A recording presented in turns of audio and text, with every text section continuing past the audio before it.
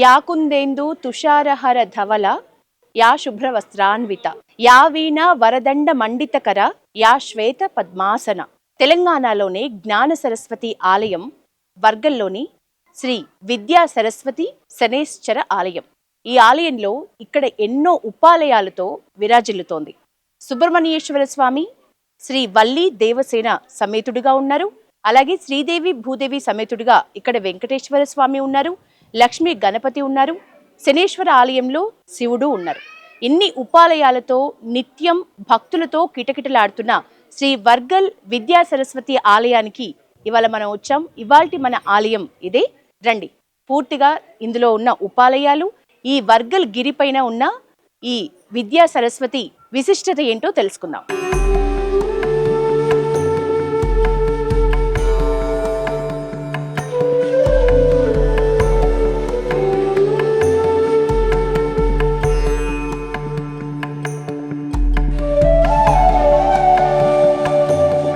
విద్యాధరి క్షేత్రంలోని గర్భ ఆలయంలో ఉన్న సరస్వతి అమ్మవారిని దర్శించుకోవాలంటే ఈ వర్గల్ గిరి, ఈ కొండ ఏదైతే ఉందో చిన్నపాటి కొండ, సుమారు ఒక 100 మెట్లు ఉంటాయి. ఆ మెట్లన్నీ ఎక్కి ఇక్కడికి రావాలి. ఇక్కడే ఈ మెట్ల మార్గం ద్వారానే అమ్మవారి ప్రధాన ఆలయానికి, గర్భగుడికి చేరే మార్గం ఇదే.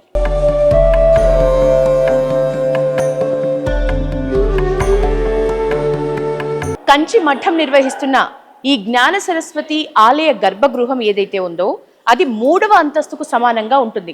మనం ఇక్కడ ఎత్తు కూడా మనం అంచనా వేయొచ్చు. 3వ అంతస్తు భాగంలో అమ్మవారు కొలువుదీరి ఉంటుంది. భక్తులు ఏ వైపు నుంచి వచ్చినా గుడికి 3 అంతస్తుల మేర మెట్లు మాత్రం తప్పకుండా ఎక్కాల్సిన పరిస్థితి ఇక్కడ ఉంది. ఇచ్ఛాశక్తి, జ్ఞానశక్తి, క్రియాశక్తి స్వరూపిణి అయిన సరస్వతి అమ్మవారి గర్భాలయం ముందు మనం ఉన్నాం. మనతో పాటు ప్రధాన అర్చకులు ప్రవీణ్ శర్మ గారు ఉన్నారు. పూజారిని అడిగి ఆలయ విశిష్టత తెలుసుకుందాం. గురుగారు, ఈ ఆలయ విశిష్టత 1990 మాఘశుద్ధ పంచమి రోజు శిలాన్యాసం అంటే శంకుస్థాపన చేయబడింది. 1992 ఫిబ్రవరి 16 మాఘశుద్ధ త్రయోదశి నాడు అమ్మవారిని ప్రతిష్ఠ చేయడం జరిగింది. ఆ రోజు నుంచి అమ్మవారు నిరంతరము పూజా కార్యక్రమాలు జరుగుతూ ఉన్నాయి. అలాగే 1999 సంవత్సరంలో అమ్మవారి దగ్గర వేద పాఠశాల, నిత్యాన్నదాన సత్రము ప్రారంభించారు కంచి స్వామివారు. పూజారి గారు, నిత్యం ఇక్కడ విద్యార్థులకి, బాలబాలికలకి అక్షరాభ్యాసం జరుగుతున్నప్పటికీ కూడా ఒక సంవత్సర కాలంలో మొదటిసారిగా స్కూల్కి పంపించాలి అని అనుకునే తల్లిదండ్రులు తమ పిల్లల్ని 3 ఏళ్ళైనా 5 ఏళ్ళైనా సరే ఆ పిల్లలకి ఏ రోజు అక్షరాభ్యాసం చేయిస్తే మంచిది? అంటే ప్రధానమైనది అమ్మవారి సన్నిధానము. అది క్షేత్రానికి ఉన్న మహిమ. ప్రతిరోజు కూడా మంగళప్రదమే. ఈ రోజు ప్రత్యేకత ఉండదు అమ్మవారి దగ్గర. మనం ప్రత్యేకంగా పూజలు చేయించుకుంటాము. కానీ అమ్మవారి యొక్క భాష, దైవానుగ్రహము ప్రతి ఒక్కరి మీద ఒకటే రకంగా అమ్మవారు అనుగ్రహిస్తుంది. రెండోది ఏంటంటే, క్షేత్రానికి వచ్చిన తర్వాత, అమ్మవారి సన్నిధానానికి వచ్చిన తర్వాత అక్కడ శుభగడియలే ఉంటాయి, శుభముహూర్తాలే ఉంటాయి. అంతగా తప్పించి వేరే మార్గం కానీ వేరే ఆలోచన కానీ చేయకూడదు. ఎక్కడికి ఏ క్షేత్రం వెళ్ళినా సరే మనము 5 స్థలాలు ప్రధానమైనవి. మన ఇంట్లో దేవాలయం ఏదైతే మన ఇంట్లో గుడి అంటే స్థాపితం చేసుకుంటామో, ఇంట్లో దేవుని అర్ర అనుకో, లేకపోతే ఏదైనా దేవుని పటం, అక్కడ ఒకటి. రెండవది సముద్ర తీరము, రెండవది నదీ తీరము, మూడవది, నాలుగవది అరణ్యము, నైమిషారణ్యం అంటాం కదా, అటువంటి అరణ్యంలో కానీ క్షేత్రంలో కానీ ఇటువంటి చోట్ల అసలు అశుభము అంటే వేరే నెగిటివ్ టైం అనేది ఉండదు. ఎల్లవేళలా అక్కడ పాజిటివ్గా ఉంటుంది, ఎల్లవేళలా అక్కడ శుభమే కలుగుతుంది. మనము క్షేత్రానికి వచ్చినాము అంటే మనకు ఏదైతే అమ్మవారు అనుగ్రహిస్తుందో, మన పిల్లలకు ఏది కావాలో అక్కడ వచ్చి చేయించుకోవడం ప్రధానము. భారతదేశంలోనే సరస్వతి ఆలయాలు చాలా అరుదు. అలాంటిది తెలంగాణలో సుమారు 2 ఉన్నాయి. అత్యంత ప్రాముఖ్యత కలిగినవి బాసర, తర్వాత ఈ అమ్మవారి ఆలయం. ఈ ఆలయానికి సంబంధించి ఎందుకింత ప్రాముఖ్యత, దినదిన అభివృద్ధి జరిగింది అని మీ అభిప్రాయం ప్రకారం? ఇది అంటే నేను వచ్చి 30 సంవత్సరాలు అవుతుంది. అమ్మవారి సేవలో మనకు అవకాశం ఇచ్చింది అమ్మవారు. నేను వచ్చినప్పుడు చాలామంది రావడానికి కొద్దిగా అసౌకర్యమైన వాతావరణం ఉంటుండే. ఇప్పుడు మనకు సౌకర్యాలు ఎక్కువైనాయి. రెండవది ఏంటంటే ప్రచారం కూడా చాలా తగిన విధంగా, అంటే వచ్చిన వాళ్ళు మాత్రమే మిగతా వాళ్ళకు ఎవరైతే మంచిగా అనిపించిందో వాళ్ళు వాళ్ళకి వాళ్ళ చెప్తారు. దరి ఎవరైతే ఉంటారో వాళ్ళకు చెప్పడము. అంతేకాకుండా మా ఈ కమిటీ వాళ్ళు కానీ, మనకు తెలిసిన వాళ్ళు కానీ, ఈ ఉంటాయి కదా ఫోన్ల ద్వారా, కొన్ని పరికరాల ద్వారా ఎటువంటి మీడియా వాళ్ళు మిత్రులు కూడా ఈ మధ్యలో చాలామంది వస్తున్నారు. వారు కూడా ప్రోత్సహిస్తున్నారు. చాలా సంతోషము. ఒక్కటి మన దగ్గర చాలా విశేషమైనటువంటిది ఏంటి అంటే, ఇక్కడికి వచ్చిన తర్వాత ఎవరైతే ఖచ్చితమైన ఆ, అనుగ్రహం కావాలని కోరుకొని వస్తారో వారికి అమ్మవారు ఇళ్ళవేళలా వెంబడి ఉంటుంది.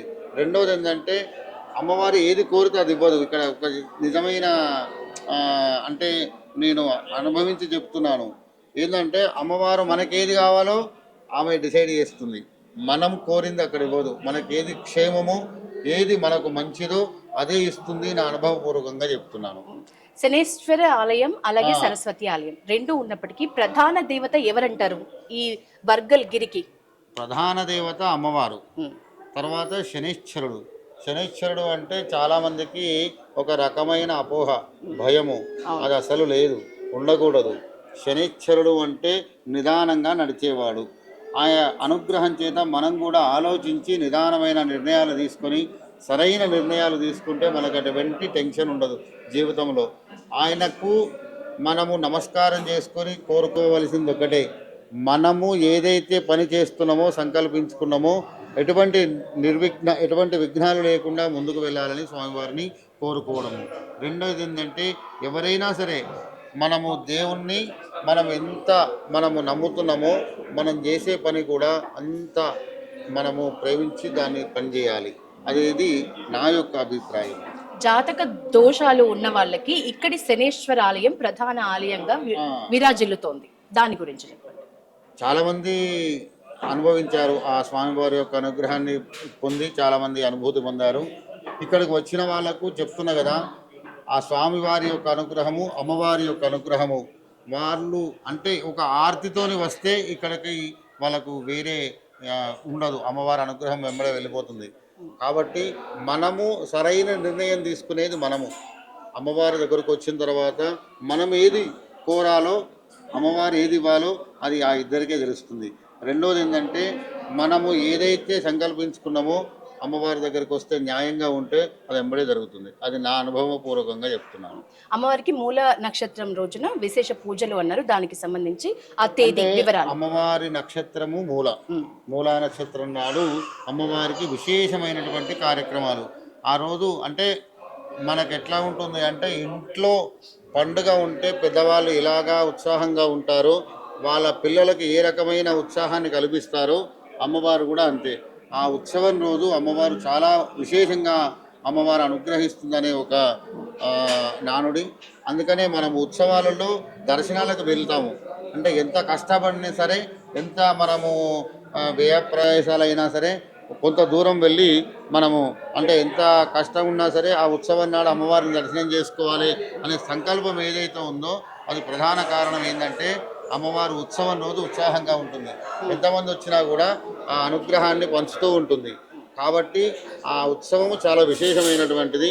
మూలా నక్షత్రం నాడు ప్రధానంగా ఇక్కడ చండీ హోమము చాలా విశేషం. 27వ తారీఖు 27వ తారీఖు అంటే ప్రతి నెల ఉంటుంది. 28 నక్షత్రాలు మనకు. 28 నక్షత్రాల తర్వాత మళ్ళీ మూలా నక్షత్రము అంటే 13 వస్తాయి ఒక సంవత్సరానికి.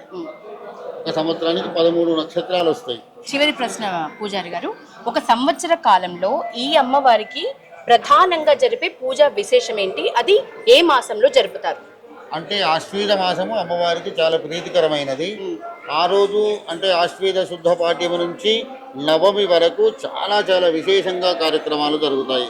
అమ్మవారికి రోజు అభిషేకము, చండీ హోమము, తర్వాత లక్ష పుష్పార్చన, అమ్మవారికి ప్రీతికరమైన చతుషష్ఠి పూజ, 64 ఉపచారాలతో అమ్మవారికి అభిషేకం, ఉపచార అర్చన కార్యక్రమాలు చాలా విశేషంగా జరుగుతాయి. ఆశ్వీజ మాసము అమ్మవారికి ప్రీతికరమైన మాసము. దాంట్లో సరస్వతి అమ్మవారికి మాఘమాసం విశేషము.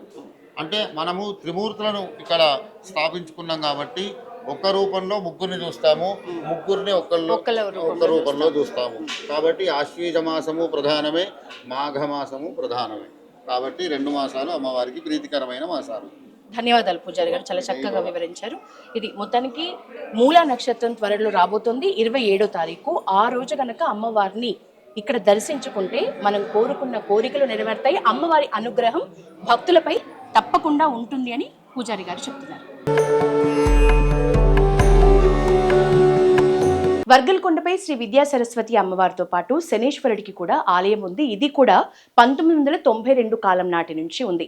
ఇక్కడ ముఖ్యంగా జాతక దోషాలు ఉన్నవాళ్ళు, శని దోషాలు ఉన్నవాళ్ళు ఈ స్వామివారికి నిత్యం పూజాధికాలు చేస్తూ ఉంటారు. శ్రీ వర్గల్ గిరిపై వెలిసిన అమ్మవారు శ్రీ సరస్వతి దేవిని దర్శించుకోవటానికి ముందే మనకు ఆలయానికి వెళ్తుంటే మెట్ల మార్గం గుండా మొదట మనకు దర్శనమిచ్చేది లక్ష్మీ గణపతి. ఈ లక్ష్మీ గణపతికి చాలా విశిష్టత ఉంది. ఎందుకంటే భారతదేశంలోనే వినాయకుడి విగ్రహాల్లో తొండం కుడివైపున ఉన్న విగ్రహాలు చాలా అరుదు. అందులో ప్రసిద్ధమైనదిగా చెప్పుకుంటారు వర్గల్ గిరిపై వెలిసిన ఈ లక్ష్మీ గణపతి స్వామిని. ఈయన తొండం కుడివైపు ఉండటం వల్ల అనుగ్రహ ప్రాప్తి భక్తులకి ఎక్కువగా ఉంటుందని భక్తుల నమ్మకం.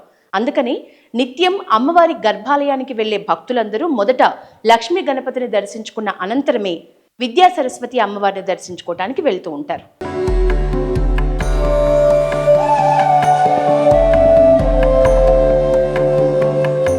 ఈ వర్గల్ కొండపై ఉన్న ప్రముఖ ఉపాలయాల్లో ఇక్కడ చాలా విశాలమైన ప్రాంగణంలో వల్లి సమేతుడైన సుబ్రహ్మణ్య స్వామి కూడా కొలువుదేరి ఉన్నారు. ఈ వల్లి సమేతుడైన సుబ్రహ్మణ్య స్వామిని కూడా ఈ సరస్వతి అమ్మవారికి దగ్గరికి అమ్మవారిని దర్శించుకోవాలని వచ్చే భక్తులందరూ వల్లి సమేత సుబ్రహ్మణ్యేశ్వర స్వామి వారిని కూడా దర్శించుకుంటారు. ఈ ఆలయాన్ని ఈ మధ్య కాలంలోనే విశాలమైన ప్రాంగణంలో నిర్మించారు. చూద్దాం రండి.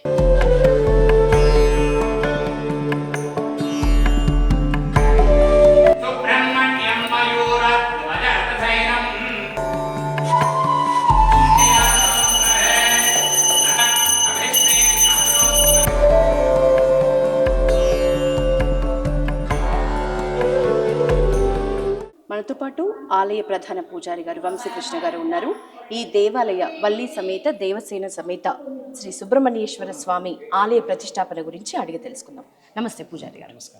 ఈ ఆలయ ప్రతిష్టాపన గురించి 2021లో దేవాలయం ప్రతిష్టాపన గావించడం జరిగింది. యాయవరం చంద్రశేఖర శర్మ గారు దీని యొక్క అధ్యక్షులు. వారు 1992లో అమ్మవారి దేవాలయం ప్రతిష్ట చేసుకొని దినదిన అభివృద్ధిగా చేస్తూ ఈ యొక్క దేవాలయం పురోగతికి సాధకులయ్యారు. దేవాలయం అభివృద్ధికి కూడా మెయిన్గా తోడ్పడిన వారు యాయవరం చంద్రశేఖర శర్మ గారు. ఈ ఆలయంలో ప్రధానంగా జరిగే ఉత్సవాలు కానీ ప్రధాన పూజా విశేషాలు కానీ ప్రతినిత్యము స్వామివారికి అభిషేక సేవ ఉంటుంది. మరియు మాసోత్సవం అని నెలకి స్వామివారి యొక్క కృత్తికా నక్షత్రం రోజున స్వామివారికి విశేషమైన అభిషేకం మరియు లక్ష పుష్పార్చన మరియు భస్మార్చన చేయటం స్వామివారికి విశేషమైన కైంకర్యాలు చేస్తూ ఉంటారు. మరియు సంవత్సరంలో వచ్చే సుబ్రహ్మణ్య షష్ఠి రోజున కూడా విశేషంగా అభిషేకము మరియు స్వామివారి దగ్గర కళ్యాణోత్సవం లాంటివి జరుపుతూ ఉంటారు. పూజారి గారు, ఇక్కడి వేద పాఠశాల గురించి. వేద పాఠశాల 1999లో చిన్నగా వేద పాఠశాల ఆరంభం గావించుకోవడం జరిగింది.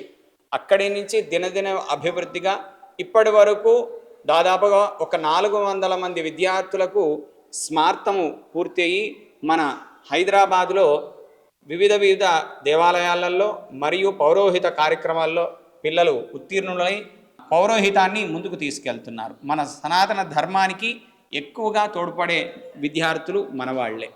400 మంది సుమారు ప్రస్తుతం 400 మంది వరకు విద్యార్థులు ఉన్నారు అంటున్నారా? నేర్చుకొని వెళ్ళారు, బయటకు ఉత్తీర్ణులై వెళ్ళారు. ఇప్పుడు ప్రస్తుతానికి ఉన్న వాళ్ళు 80 మంది ఉన్నారు. 80 మంది ఉన్నారు. అన్ని వయసు గల వాళ్ళు, అన్ని వయసు 13 నుంచి 17 లోపు, అంటే 5 సంవత్సరాల వ్యవధి ఇది మనం నేర్చుకునే సమయం. సో 13 నుంచి 17, 18 వరకు పిల్లలు ఉంటారు. మిగతా ఆలయాలతో పోలిస్తే వర్గల్లోని సరస్వతి ఆలయంలో ప్రముఖమైన విశేషం ఏంటంటే ఇక్కడ వేద పాఠశాల ఉండటం. ఈ వేద పాఠశాలలో సుమారు 100 మంది విద్యార్థులు వేద పాఠాలని నేర్చుకుంటున్నారు. ఆ విద్యార్థుల కోసం ఇక్కడ ఇది కంచి కామకోటి వారి ఆధ్వర్యంలో, కంచి కామకోటి పీఠం వారి ఆధ్వర్యంలో ఏర్పాటు చేసిన వేద పాఠశాల 1999 నుంచి ఇక్కడ ఈ వేద పాఠశాల కొనసాగుతూ ఉంది. ఎంతో మంది వేద విద్యార్థులు, వేద విద్యను నేర్చుకోవాలనుకునే వాళ్ళు, బాలబాలికలు ఇక్కడికి వచ్చి ఆ వేద విద్యను నేర్చుకుంటున్నారు. ఆ వేద విద్య నేర్చుకునే వాళ్ళ కోసం పోషకులు ఎవరైనా వారి విద్య కోసం హెల్ప్ చేయాలనుకునే వాళ్ళు, వారి విద్య, వారి ఆహారము, వారి ఉండే వసతి కోసం దానం చేయాలనుకునే వాళ్ళు, దాతల కోసం ప్రత్యేకమైన బోర్డుని ఏర్పాటు చేశారు. దాని మీద పూర్తి వివరాలు ఉన్నాయి. ముఖ్యంగా కుక్షౌ తిష్ట తియస్యానం వేదాభ్యాసేన జీర్యతే కులం తారయతే తేషాం దశాపూర్వం దశాపరం. ఎవరైతే వేద అధ్యయనము, వేద విద్యార్థులు వేద అధ్యయనం చేయాలనుకునే విద్యార్థులకు నిత్యం అన్నదానం కానీ, అధ్యయనంతో పాటు అన్నదానం చేస్తే వారికి ఆ అన్నదానం జీర్ణం అవుతుంది అని, అలాగే ఆ దానం చేసిన వారి వంశం 10 తరాలు, సుమారు 10 తరాలు, ఆ తర్వాత కూడా వారందరూ తరాల పాటు ఉద్ధరించబడతారనే శ్లోకంతో పాటు ఎవరెవరికి ఎంత దానం చేస్తే స్టూడెంట్స్కి ఒకరోజు భోజనం 100 మంది విద్యార్థులకు మనకి ఎంత పెట్టొచ్చు, 3116. అలాగే వారికి ఒక విద్యార్థికి ఒక సంవత్సరం పాటు భోజనం పెట్టాలనుకునే వాళ్ళు 30,000 దానం చేయాలి. ఇక ఒక 5 సంవత్సరాల పాటు వాళ్ళకి భోజనం కల్పించాలి అనే మంచి మనసు ఉన్న దాతలు ఎవరైనా ఉంటే వారు సుమారు 1,50,000 రూపాయలు వీరికి దానం చేస్తే వీరికి హెల్ప్ అవుతుంది. అలాగే వేద విద్య నేర్చుకోవాలనుకునే విద్యార్థులందరూ కూడా ఇక్కడే ఉంటారు కాబట్టి వారి అన్నం దానంతో పాటు వసతి, అలాగే వారికి కావాల్సిన సౌకర్యాలు అందించిన పుణ్యము తరతరాల పాటు వారి తరాలన్నీ ఉద్ధరించబడేలా ఉంటాయనే బోర్డుతో పాటు ఇక్కడ ఆ డీటెయిల్స్ అన్ని మెన్షన్ చేసినారు. ముఖ్యంగా ఏ ఆలయంలో లేని రీతిలో ఇక్కడ వేద విద్యార్థుల వేద ఘోషతో నిత్యం ఈ సరస్వతి వర్గల్ ప్రాంతం అంతా మారుమోగుతూ ఉంటుంది. అక్షరాభ్యాసం చేయించుకోవాలి అని అనుకునే భక్తులకి తెలంగాణలోనే ప్రధానంగా మనకు 2 ఆలయాలే కనిపిస్తాయి. అందులో మొదటిది బాసర అయితే, రెండవది ఈ సరస్వతి అమ్మవారు వర్గల్ గిరి కొండపై వెలిసిన అమ్మవారు. ఈ 2 ఆలయాలలో నిత్యం వేల విశేషాలతో సంబంధం లేకుండా, వయసుతో సంబంధం లేకుండా చిన్నపిల్లల దగ్గర నుంచి ఆల్రెడీ ఎగ్జామ్స్ ముందు ఒకసారి పూజ చేయించుకోవాలనుకునే విద్యార్థుల వరకు వయసు భేదం లేకుండా నిత్యం అక్షరాభ్యాసాలు జరుగుతూనే ఉంటాయి. ఇంకా ప్రధానమైన పరీక్షలు రాయాలనుకునే విద్యార్థులు కూడా పెద్దవాళ్ళైనా సరే తమ పెన్నుని, తమ కళాన్ని తీసుకొచ్చి అమ్మవారి పాదాల చెంత ఉంచి ఆ ఎగ్జామ్స్ రాయడానికి వెళ్తూ ఉంటారు. ఏదేమైనప్పటికీ ఈ వర్గల్ గిరిపై అక్షరాభ్యాసాలు అలాగే వేద మంత్రోచ్చరణలు నిత్యం దేదీప్యమానంగా కొనసాగుతూనే ఉంటాయని చెప్పొచ్చు.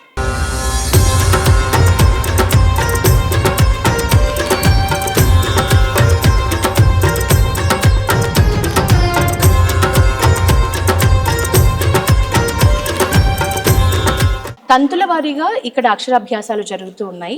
ఇది లాస్ట్ బ్యాచ్ అని చెప్పొచ్చు, అందుకే కొంచెం తక్కువ మంది కనిపిస్తున్నారు.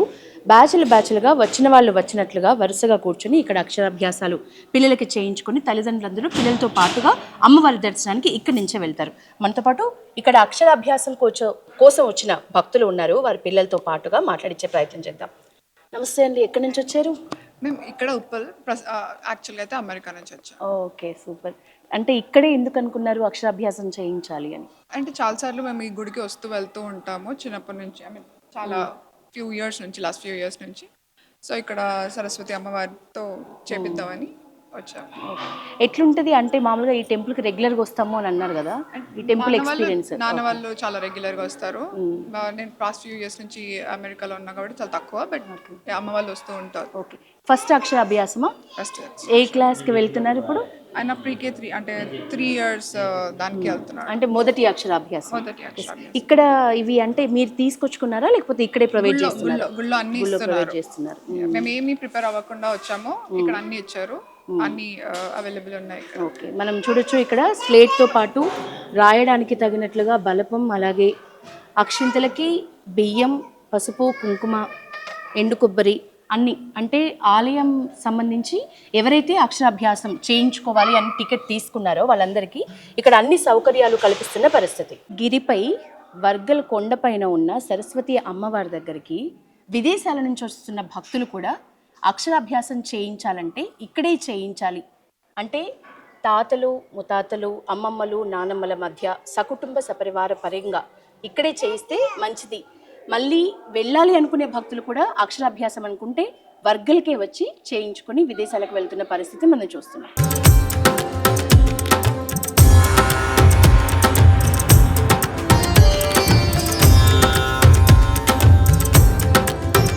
మీరు అంటే తెలంగాణలో ఉన్న 2 ఆలయాల్లో కూడా అక్షరాభ్యాసం చేయించుకోవాలంటే బాసర అలాగే ఇది వర్గల్ ఇక్కడికి రావాలని ఎందుకు అనుకున్నారు? మా డాడీ వాళ్ళ నేటివ్ ప్లేస్ ఇక్కడే. ఓకే, సో దానికి క్లోజ్ బై కాబట్టి ఇక్కడికి వచ్చాం. ఆఫ్ కోర్స్ హైదరాబాద్ కి కూడా దగ్గర అందుకని. Yeah. మొదటి అక్షరాభ్యాసం ఫస్ట్ ఓకే, ఎట్లా ఫీల్ అవుతున్నారు? టెంపుల్ ఎట్లా అనిపిస్తుంది మీకు ఈ Wargal? Very peaceful and like చాలా మంది వచ్చారు. వి డిడ్ంట్ ఎక్స్పెక్ట్ దట్. ఓకే, ఎట్లా అంటే ఇక్కడ ఆలయాల్లో అమ్మవారితో పాటు ఇంకా ఎవరెవరిని దర్శించుకున్నారు? ఇప్పుడు వరకు అమ్మవారిదే లాస్ట్ బ్యాచ్ కాబట్టి we want to finish off this. Okay, తర్వాత మిగతా ఆలయాలను దర్శించుకుంటారు. పాప పేరు నిర్వి. ఓకే, మొదటి అక్షరాభ్యాసం అన్నారు కదా, మాట్లాడగలదా? She can. చిన్న చిన్న వర్డ్స్. 2 years. ఓకే, 2 years ఏమో. తిరుపతి వెళ్ళేసి వచ్చాము. ఓకే ఓకే, బ్యాచ్ లో అయిపోయింది. సో తిరుపతి గుండు చేయించుకొని వచ్చింది పాప, మనం చూస్తున్నాం. తిరుపతి గుండుతో మొదటి అక్షరాభ్యాసం. ఓకే, అంటే 2 yearsకే, అంటే చిన్న ఏజ్ కదా, వెంటనే పంపిస్తారా స్కూల్కి? అక్కడ ప్రీ స్కూల్కి వెళ్తుంది. Okay, she started drawing, circles గీస్తుంది. సో ఇంకా వచ్చినప్పుడు చేయించుకుంటే అయిపోతుందని. లో ఉంటాం. సో మళ్ళీ 2 years తర్వాత సో వచ్చినప్పుడే చేయించుకోవాలి అని చెప్పేసి. ఓకే, యా, అంటే మళ్ళీ 2 years తర్వాతే వస్తాం యూఎస్ నుంచి, అందుకే ఇప్పుడే చేయించేసుకుందాం అని చెప్పి. అంటే యుఎస్ నుంచి వచ్చే వాళ్ళు ఇంతకుముందు కూడా భక్తులతో మాట్లాడినాం. అక్కడ అక్షరాభ్యాసంకి సంబంధించి ఇంత సౌకర్యం ఉండదా, లేకపోతే ఇక్కడే చేయించుకోవాలని ఎందుకని? నానమ్మ తాతయ్యల మధ్యలో అందరి సమక్షంలో చేయించుకుంటే మన ఇండియా ఈ ఫీల్ ఎక్కడ ఉండదు కదా, అక్కడ ఉన్న టెంపుల్ డిఫరెంట్ ఫీల్ ఉంటుంది. Great words. Thank you.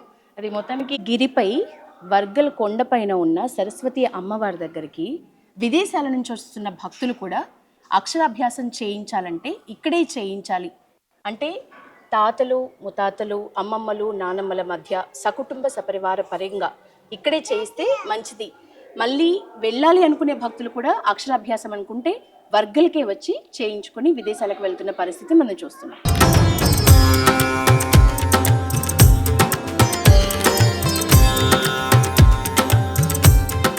Vidyadhari జ్ఞానాన్ని ప్రసాదించే సరస్వతి అమ్మవారి గర్భ ఆలయానికి కుడివైపున మనకు శ్రీదేవి భూదేవి సమేత శ్రీ కళ్యాణ వెంకటేశ్వర స్వామి ఆలయం కూడా కనిపిస్తూ ఉంటుంది.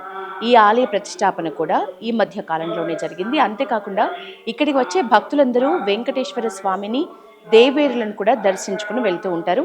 ఆలయంలో అర్చకులు నిత్యం పూజాధికారులు నిర్వహిస్తూ ఉంటారు. కార్తీక మాసంలో దీపాలు పెట్టాలనుకునే వాళ్ళకు మాత్రం ఈ ఆలయమే ఇక్కడ ప్రధానంగా చెప్పొచ్చు. ఎందుకంటే కళ్యాణ వెంకటేశ్వర స్వామి ఆలయం చుట్టూ ప్రాంగణం అంతా విశాలంగా ఉండటం వల్ల కార్తీక దీపాలు పెట్టే భక్తులకు అనువుగా ఉంటుంది. కాబట్టి ఈ ప్రదేశంలోనే, ఈ ఆలయం చుట్టుపక్కలనే కళ్యాణ వెంకటేశ్వరుని ఆలయం ప్రాంగణంలో పచ్చిక బయళ్ళ దగ్గరే కార్తీక దీపాలు నిత్యం భక్తులు ప్రతి సంవత్సరం కూడా వెలిగిస్తూ ఉంటారు.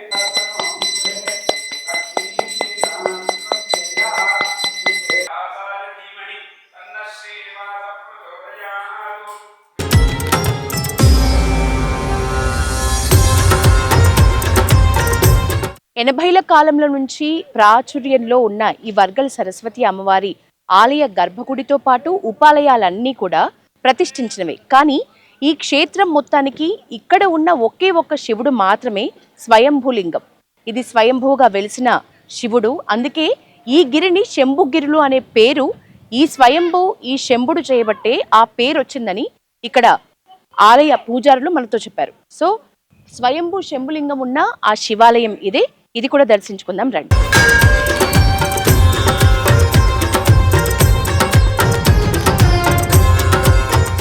ఈ క్షేత్రంలోనే స్వయంభూగా వెలిసింది ఈ ఒక్క శంభుడే, అంటే శివుడే. ఆ శివలింగాన్ని ఇప్పుడు మనం దర్శించుకోవచ్చు.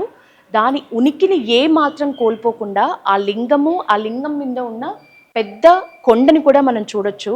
సుమారు 2 కొండల మధ్య ఉన్న ఖాళీ స్థలంలో స్వయంభూగా వెలిసిన శివుణ్ణి దర్శించుకోవచ్చు.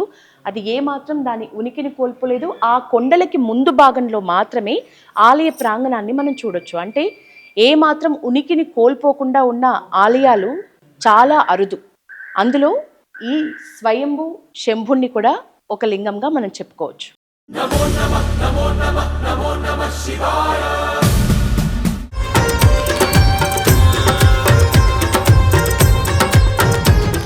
ఈ వర్గంలోనే పుట్టి పెరిగి ఈ స్వయంభూ లింగం చరిత్ర మొత్తం తెలిసిన ఇక్కడి వాసి రాములు గారు మనతో ఉన్నారు.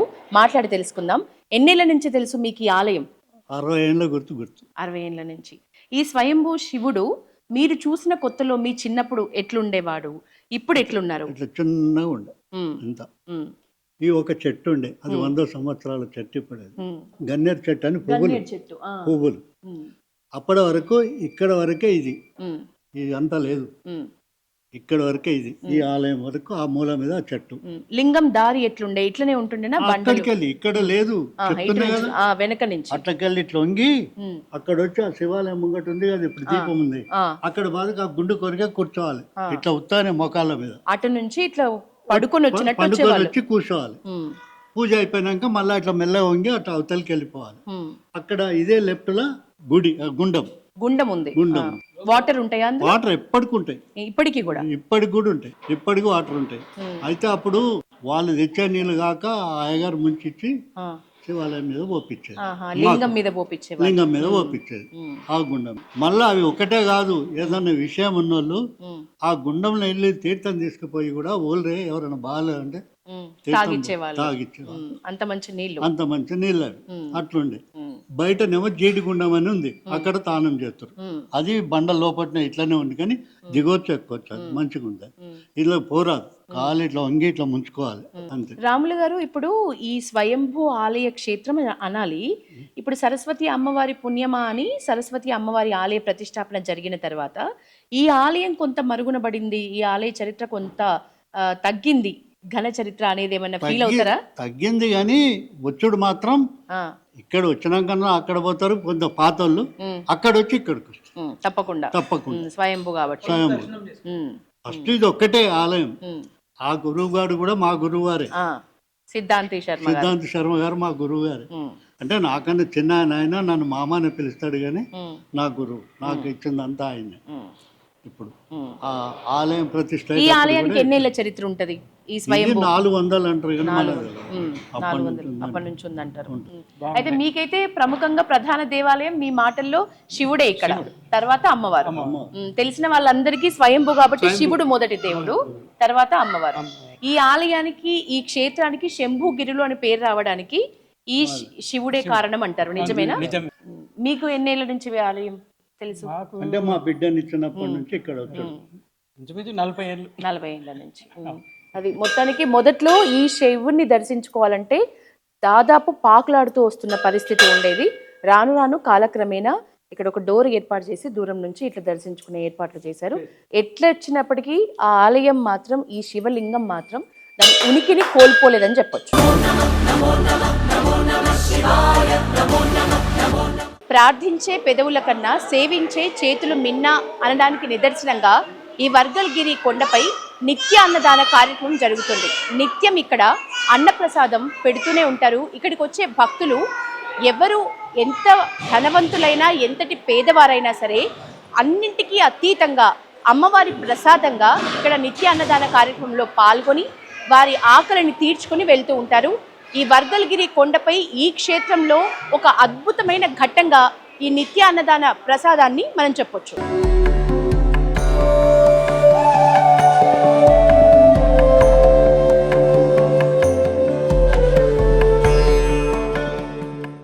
హైదరాబాద్కి సుమారు 60 కిలోమీటర్ల దూరంలో ఉన్న ఈ విద్యా సరస్వతి ఆలయ మార్గం పచ్చిక బయళ్ళు, కొండ కోనలతో ప్రకృతి రమణీయతతో ఉండటం, అలాగే ఆలయ ప్రాంగణమంతా విశాలంగా ఉండటం వల్ల నిత్యం భక్తులతో కిటకిటలాడుతూ ఉంటుంది ఈ ఆలయం. నిత్య అన్నదానంతో ఆకలిని తీరుస్తుంది, అక్షరాభ్యాసాలతో కిటకిటలాడుతూ ఉంటుంది. అందుకే మీరు కూడా తప్పకుండా ఈ వర్గంలోని సరస్వతి ఆలయాన్ని దర్శించుకోండి. ఇది ఇవాల్టి మన దేవాలయం. కెమెరామెన్ కిరణ్ సాయితో యశోద, పల్లవి టీవీ.